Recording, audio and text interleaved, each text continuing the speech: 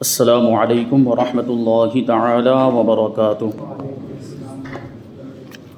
نحمده ونصلي ونسلم على رسوله الكريم اما بعد فاعوذ بالله من الشیطان الرجیم بسم اللہ الرحمن الرحیم ان اللہ وملائکته يصلون على النبی یا ایہا الذین آمنوا صلوا علیہ وسلموا تسلیما اللہم صلی علی سیدنا ومولانا محمد معدن الجود والکرم وآلہ الکرام وابنہ الکریم وبارک وسلم صلاۃ وسلاما علیک یا رسول اللہ صلی اللہ تعالی علیہ وسلم۔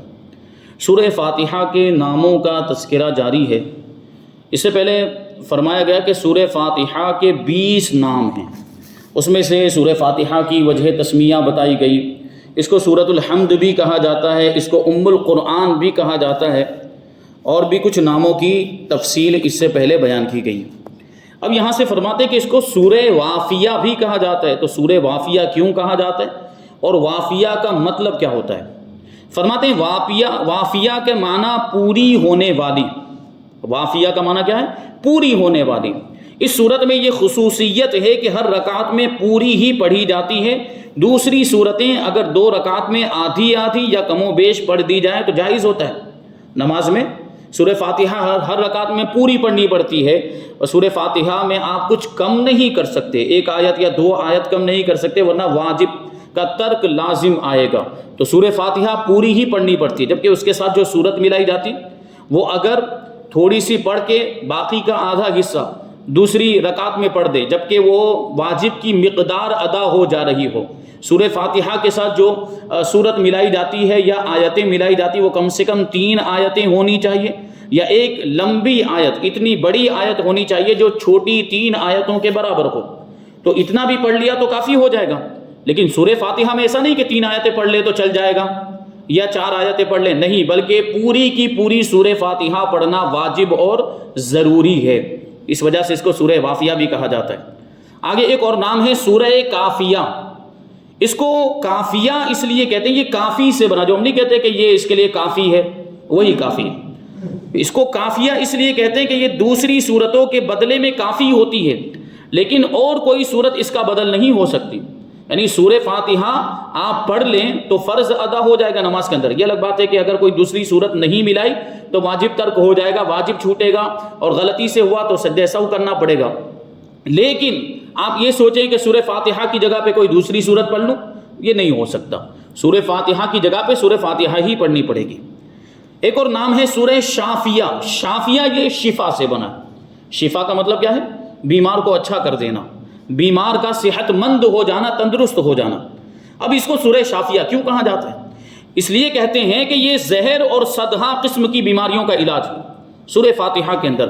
اس سے پہلے میں نے عرض کیا تھا، غالباً اسی درس میں، اسی پروگرام میں یا کہیں اور کسی دوسرے پروگرام کے اندر سورہ فاتحہ کے بارے میں بتایا کہ اس کو سورہ شفا کہا جاتا ہے اور سورہ شافیہ بھی کہا جاتا ہے، کیونکہ اس کو پڑھ کر اگر مریض پر دم کر دیا جائے یا پانی پر دم کر کے مریض کو پلا دیا جائے تو اس کی بیماری دور ہو جائے۔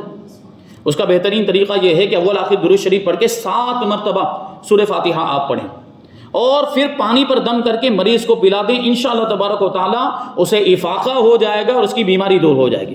لیکن ہر جگہ ایک ہی بات بولتا ہوں، پڑھنے کا مطلب صحیح طور پر پڑھنا، صحیح طور پر مخرج اور تجوید کے ساتھ پڑھیں گے تبھی یہ فائدہ نظر آئے گا، ورنہ فائدہ نظر نہیں آئے گا۔ صحیح طور پر پڑھیں گے تبھی تو جو اصل پڑھنا ہے اس کو اس کا یہ فائدہ ہے۔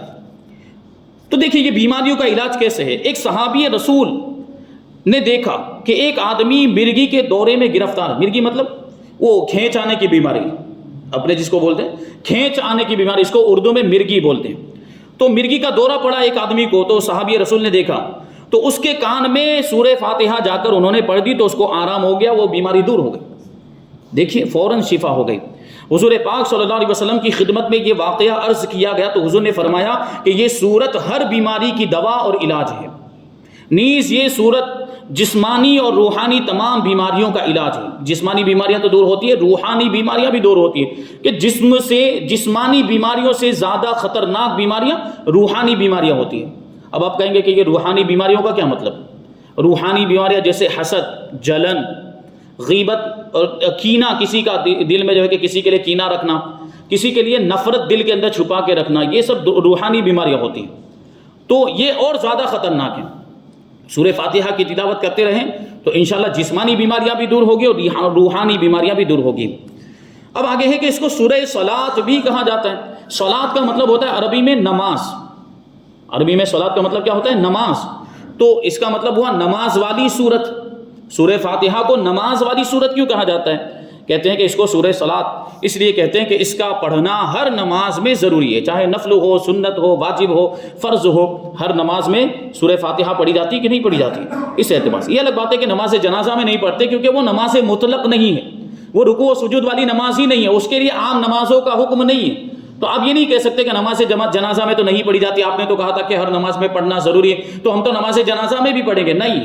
یہ یہاں جو بات کی جا رہی ہے وہ مطلق نماز کی، پانچوں وقت کی نمازیں، رکوع و سجود والی نماز کی بات چل رہی ہے۔ رکوع اور سجدے والی نماز کے اندر سورہ فاتحہ پڑھنا ضروری ہے۔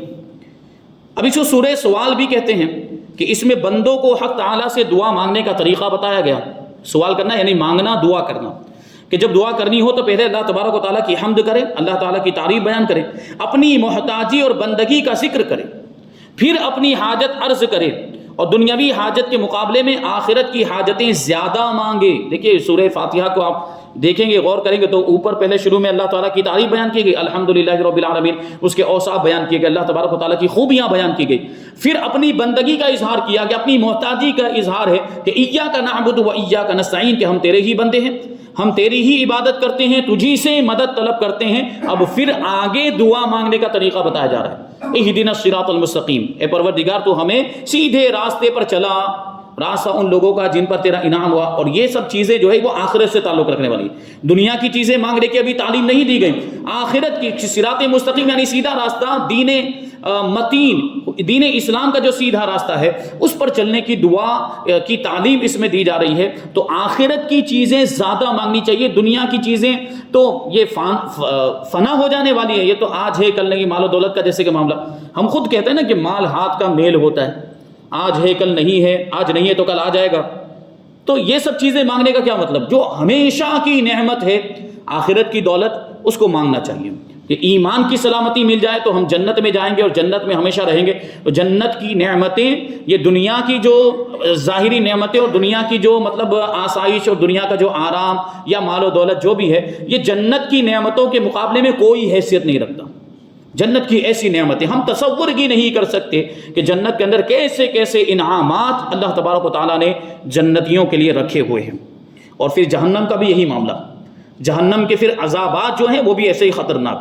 جہنم کے بچھو، سانپ وغیرہ، یہ دنیا کے بچھو اور سانپ تو ایک مثال ہے، ان کا جہنم کے بچھو، سانپ وغیرہ سے کوئی مقابلہ ہی نہیں، کوئی موازنہ نہیں کر سکتے۔ آپ یہ نہیں کہہ سکتے کہ ایسے ہی ہوں گے، نہیں، ان سے کئی زیادہ خطرناک ہوں گے، اور کتنے خطرناک ہوں گے ہم بتا ہی نہیں سکتے، ایسے خطرناک ان کے ڈنک اور ان کا ڈسنا ہم برداشت ہی نہیں کر سکتے۔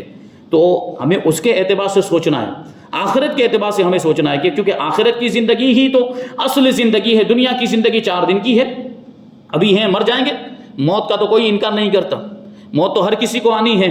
تو ہمیں موت کے بعد کی زندگی کی تیاری کرنی چاہیے جو ہمیشہ کی زندگی ہے، یہی تو عقل مندی ہے۔ دنیا میں ہی ڈوب جانا، دنیا میں مستغرق ہو جانا اور دنیا میں ہی مشغول ہو کر اللہ کے ذکر سے غافل ہو جانا، عبادت سے غافل ہو جانا، نمازوں سے غافل ہو جانا، یہ سب سے بڑی بے وقوفی ہے، یہ سب سے بڑی حماقت ہے۔ عقل مندی یہ ہے کہ آدمی ہمیشہ کی زندگی جس میں زیادہ فائدہ ہے، انسانوں کے اعتبار سے بھی غور و فکر کریں، جس میں زیادہ فائدہ ہے اس کے لیے تیاری کی جائے۔ اب اس میں تو کوئی فائدہ نہیں ہے، تو ابھی ہے، یہاں پر مال و دولت ختم ہو جائے گا۔ یہ الگ بات ہے کہ اللہ تبارک و تعالیٰ دنیا میں بھی نعمتیں عطا فرمائے اور آخرت میں بھی عطا فرمائے۔ دنیا میں بھی اگر مال و دولت ملا تو مال و دولت ویسے کوئی بری چیز نہیں ہے، اس سے پہلے بھی عرض کر چکا ہوں کہ مال و دولت کے اگر حقوق ادا کیے جائیں، مال و دولت کو اگر اللہ کی راہ میں خرچ کیا جائے اور صحیح طریقے سے اس کا استعمال کیا جائے تو یہ مال ہی ہماری نجات کا ذریعہ بن سکتا ہے۔ لیکن اسی مال کو غلط طریقے سے ہم نے استعمال کیا، گناہوں میں ہم نے اس کو خرچ کیا اور برائی کے کاموں میں اس کو خرچ کیا، تو یہی مال ہمارے لیے وبال جان بن جائے گا۔ اور یہ ہوتا بھی ہے، جب مال و دولت آ جائے تو آدمی کے اندر تکبر آ جاتا ہے، گھمنڈ، کہ میں تو بہت امیر آدمی ہوں، ہوتا ہے کہ نہیں ہوتا؟ ہم دیکھتے ہیں گھمنڈی بن جاتا ہے آدمی، میں تو بہت مالدار اور غریبوں سے بات کرنے میں اپنے لیے وہ کثرے شان سمجھتا ہے، میں اس سے بات کروں گا، پھٹیچر سے ہوتا ہے کہ نہیں یہ انداز. اور تکبر یہ صرف اللہ تبارک و تعالیٰ کی شان کے لائق ہے، اللہ تبارک و تعالیٰ ہی متکبر ہے. انسان کے لیے تکبر جائز ہی نہیں ہے، کیونکہ انسان تکبر کس پر کرے گا؟ جس بھی چیز پر وہ تکبر کرے گا، جس بھی چیز پر وہ بڑائی کا اظہار کرے گا، یا جس بھی چیز پر وہ گھمنڈ کرے گا، وہ چیز کس کی دی ہوئی ہے؟ ساری چیزیں تو اللہ کی دی ہوئی ہے، تو پھر گھمنڈ کس بات کا، تکبر کس بات کا؟ اور یہ ہوتا بھی ہے. ہم دیکھتے ہیں کہ اس طرح جو تکبر کرنے والے لوگ ہوتے ہیں، ایک دن ان کو اس کا انجام بھگتنا پڑتا ہے، اور پھر حالات یہ ہوتے ہیں کہ ان کا مال ختم، ان کی دولت ختم، سارا جو تکبر تھا وہ بھی مٹی میں مل جاتا ہے. پھر ان کو یاد آتا ہے، پھر ان کو اپنی حیثیت یاد آتی ہے کہ میں کتنا ذلیل انسان ہوں، میں اللہ کی بارگاہ میں کوئی حیثیت نہیں رکھتا. یہ بات سمجھ میں آ جاتی ہے پھر اس کو. تو اگر مال و دولت آ بھی جائے تو اس کے حقوق ادا کرنے. بڑے بڑے صحابہ کرام مالدار، حضرت عثمان غنی رضی اللہ تعالیٰ عنہ کتنے مالدار، کیسے سخی کہ وہ ہر موقع پر مسلمانوں کی مدد کرتے تھے، اور اسلام کی مدد انہوں نے اپنے مال کے ذریعے کی تھی. حضرت عبد الرحمن ابن عوف یہ بھی بہت بڑے مالدار صحابی تھے، لیکن یہ مال کے حقوق ادا کرتے تھے، اللہ کی راہ میں مال کو خرچ کرتے تھے. حضرت عثمان غنی رضی اللہ تعالیٰ عنہ کے بارے میں نے ایک جگہ پہ یہ بات بتائی تھی کہ ابھی بھی وہاں مدینہ منورہ کے اندر غالباً حضرت عثمان غنی رضی اللہ تعالیٰ عنہ کے نام کا اکاؤنٹ چلتا ہے. بولیے، یعنی اب بھی حضرت عثمان غنی کی سخاوت جاری ہے. جب مدینہ میں مسلمان ہجرت کر کے آئے تھے تو پانی کی ضرورت پیش آئی. ایک ہی کنواں تھا میٹھے پانی کا، وہ یہودی کا تھا، اور وہ دینے کے لیے تیار نہیں. تو حضرت عثمان غنی حضور کی بارگاہ میں حاضر ہوئے. حضور نے بشارت دے دی تھی کہ جو یہ کنواں خرید کر مسلمانوں کے لیے وقف کرے گا اس کے لیے جنت. حضرت عثمان غنی فوراً جا کر یہودی سے سودا کر کے آئے. وہ بہت زیادہ، یعنی جو عام طور پر جو قیمت ہوتی ہے اس سے کئی زیادہ اس نے قیمت، ابھی وہ مجھے مقدار یاد نہیں رہی، تعداد جو قیمت کی تھی وہ یاد نہیں رہی، لیکن بہت زیادہ قیمت اس کی دے کر آئے اور خرید کر. کیونکہ دیکھیے اس کے بدلے میں جنت ملنے والی ہے، تو جنت تو انمول ہے نا، جنت کے مقابلے میں تو کچھ نہیں ہو سکتا. یہ دنیا کا مال و دولت تو اس کے سامنے کوئی حیثیت نہیں رکھتا. انسان کو اگر جنت کے بارے میں پتہ چل جائے، جنت کی حقیقت پتہ چل جائے، تو وہ تو اپنا سارا سرمایہ لٹا دے، اپنی ساری دولت لٹا دے جنت حاصل کرنے کے لیے. حضرت عثمان غنی رضی اللہ تعالیٰ عنہ نے وہ کنواں خرید لیا اور حضور کی بارگاہ میں آئے اور عرض کیا، یا رسول اللہ اگر میں نے ایسا کر دیا، میں نے اگر وہ کنواں خرید کر مسلمانوں کے لیے وقف کر دیا تو کیا میرے لیے بھی وہی بشارت؟ تو حضور نے ارشاد فرمایا ہاں تمہارے لیے بھی وہ بشارت ہے. تو حضور کی بارگاہ میں حضرت عثمان غنی نے عرض کیا تھا کہ یا رسول اللہ میں نے وہ کنواں خرید کر مسلمانوں کے لیے وقف کر دیا. یہ حضرت عثمان غنی کی سخاوت. اچھا یہ اکاؤنٹ جاری کیسے ہوا؟ ابھی میں آپ کو اس کی تفصیل تھوڑی بتاؤں تاکہ سخاوت کا جذبہ ہمارے اندر پیدا ہو. ہمارے یہاں پر بالکل بھی اللہ کی راہ میں خرچ کرنے کا ماحول ہی نہیں. کسی کی مدد کرنا، کسی کی ضرورت کو پورا کر دینا، بھوکے کو کھانا کھلا دینا، یتیم کی مدد کر دینا، یتیم کی ضرورت کو پورا کرنا، یا جو مدرسے دارالعلوم وغیرہ میں جب دینے کی بات آتی ہے نا تو باہر ہم چندہ کرتے ہیں، ہمیں پتہ چلتا ہے کہ کیسا چندہ ملتا ہے، اور ہم یہاں اپنے محلے میں اپنے علاقے میں چندہ کرتے ہیں تو پتہ چل جاتا ہے کہ کتنے دینے والے لوگ ہیں. تو یہاں یہ اپنے یہاں پہ اس چیز کو خاص طور پر اس پر توجہ دینے کی ضرورت ہے. سخاوت. دیکھیے زکوٰۃ تو پہلے کوئی جانتا ہی نہیں تھا، وہ تو علماء کرام نے بیان کرنا شروع کیا کہ زکوٰۃ کیا، تو اب کچھ لوگ زکوٰۃ ادا کرتے ہو گئے. لیکن اب بھی بہت سے لوگ ایسے ہیں جو اندازے سے نکالے 500 روپے دے دیے، 500 ہو گئے یوں سمجھتے ہیں. نہیں، زکوٰۃ کے مسائل آپ جانتے ہیں، پورے مال کا حساب لگانا پڑے گا اور اس کا 40واں حصہ یعنی 2.5% دینا ضروری ہے. آپ 500 دے دیں یا اندازے سے دیتے رہیں تو اگر اس کی مقدار ادا نہیں ہو آپ کی زکوٰۃ ادا نہیں ہوگی. بہرحال یہ تو زکوٰۃ کی بات آ گئی. تو سخاوت حضرت عثمان غنی کی، تو وہ کنواں خریدا اور مسلمانوں کے لیے وقف کر دیا. اب تھوڑا عرصہ گزرا تو وہ جو کنواں تھا اس کے آس پاس میں باغیچہ بنا دیا گیا، کھجور کے درخت وغیرہ اگا دیے گئے. اب ظاہر سی بات ہے کھجور کا درخت ہے تو اس میں کھجوریں لگیں گی، تو وہ کھجور کے درخت میں کھجوریں ہوتی تھیں. تو اس کو یہ کیا جاتا تھا کہ اگر اس کو ظاہر سی بات چھوڑ دیں گے کھجوروں کو تو خراب ہو جائے گی، تو کھجوروں کو توڑا جاتا تھا اور ان کھجوروں کو بیچا جاتا. کھجوروں کو بیچنے کے بعد اب اس کی قیمت آئی، اس کے دام آئے تو اس کو جمع کیا. اب یہ رقم جمع ہوتی رہی. اب کیا کرتے اس کا؟ تو اس رقم کو محفوظ کرنے کے لیے حضرت عثمان غنی رضی اللہ تعالیٰ عنہ کے نام کا اکاؤنٹ کھولا گیا وہاں مدینہ منورہ کے بینک کے اندر کہ اس میں ڈال دیا جائے تو یہ محفوظ ہو جائے گا. اب وہ مال جمع ہوتا گیا اور وہ کیونکہ ہر سال بلکہ سال میں 2-3 مرتبہ وہ کھجوریں مطلب ہوتی تھی تو کھجوروں کو بیچا جاتا تھا اور اس کی جو کچھ بھی رقم آتی تھی اس کو اکاؤنٹ میں جمع کیا جاتا. اب وہ اکاؤنٹ تو بڑھتا ہی جا رہا تھا. تو اب سعودی حکومت نے، حالانکہ ان کے معاملات گڑبڑ ہیں، ہم ان کی جو ہے کہ طرفداری نہیں کرتے، ہم ان سے اتفاق نہیں رکھتے، لیکن یہ کام ٹھیک کیا انہوں نے۔ کیا کیا کہ اب دیکھا کہ بہت زیادہ مال ان کا جو ہے کہ بڑھتا جا رہا ہے حضرت عثمان غنی رضی اللہ تعالیٰ عنہ کے باغ کا، تو انہوں نے یہ کیا کہ ہر مہینے میں سے اس میں سے ایک رقم نکالتے، ایک اس میں سے تھوڑا سا حصہ نکالتے جو اکاؤنٹ میں تھا، اس میں سے نکالتے اور غریبوں میں تقسیم کر دیتے۔ اب یہ سلسلہ شروع، یہ جاری ہے، لیکن اس کے باوجود وہ اکاؤنٹ میں جو رقم تھی وہ بڑھتی ہی جا رہی اور ختم ہونے کا نام ہی نہیں لے رہی تھی۔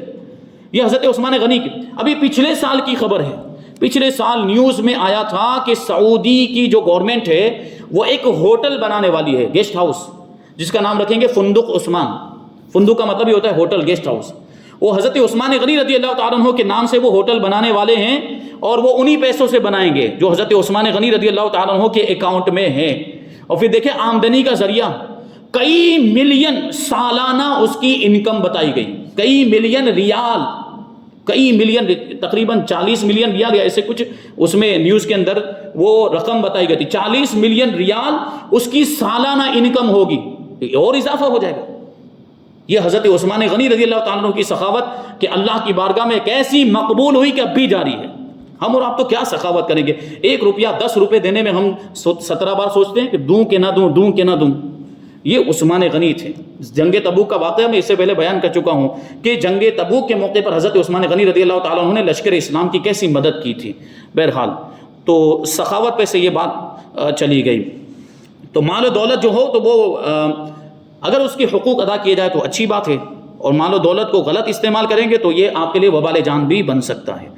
بہرحال تو اس سورت کو سورہ صلاۃ یعنی نماز کی سورت بھی کہا جاتا ہے، اور سورہ سوال بھی کہا جاتا ہے کہ اس میں دعا مانگنے کا طریقہ بتایا گیا، اور پھر اس میں اس کو سورہ شکر بھی کہا جاتا ہے کیونکہ شکر ادا کرنے کا بھی طریقہ اس میں، اور سورہ دعا بھی کہا جاتا ہے، اس لیے اس کو کہتے ہیں کہ اس میں بندوں کو رب تبارک و تعالیٰ کا شکر ادا کرنے اور دعا مانگنے کا طریقہ سکھایا گیا ہے۔ اب اس کا شان نزول کا کیا مطلب ہوتا ہے؟ یہ بار بار لفظ آئے گا، اس کا مطلب ہوتا ہے بیک گراؤنڈ، اس کا پس منظر، یعنی یہ سورت کب نازل ہوئی اور اس کے نازل ہونے کی وجہ کیا بنی، کیوں نازل ہوئی۔ فرماتے ہیں اس کے نزول کے بارے میں 3 قول ہیں۔ ایک یہ کہ یہ مکہ مکرمہ میں ہجرت سے پہلے نازل ہوئی، بلکہ بعض علماء فرماتے ہیں کہ سب سے پہلے سورہ فاتحہ ہی نازل ہوئی۔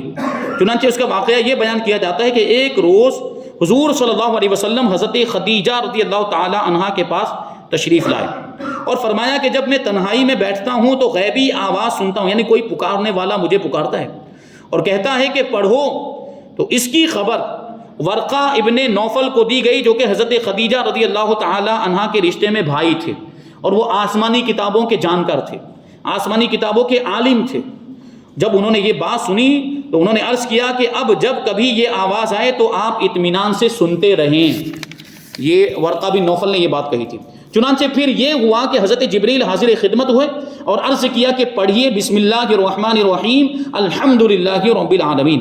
تو اس روایت سے معلوم ہوا کہ سب سے پہلے سورہ فاتحہ نازل ہوئی، مگر دوسری روایت سے معلوم ہوتا ہے کہ سب سے پہلے سورہ اقرا نازل ہوئی، اقرا بسم ربک الذی خلق، اور جمہور کا قول یہی ہے۔ سورہ علق جس کو کہا جاتا ہے 30ویں پارے کے اندر، یہ سب سے پہلے نازل ہوئی۔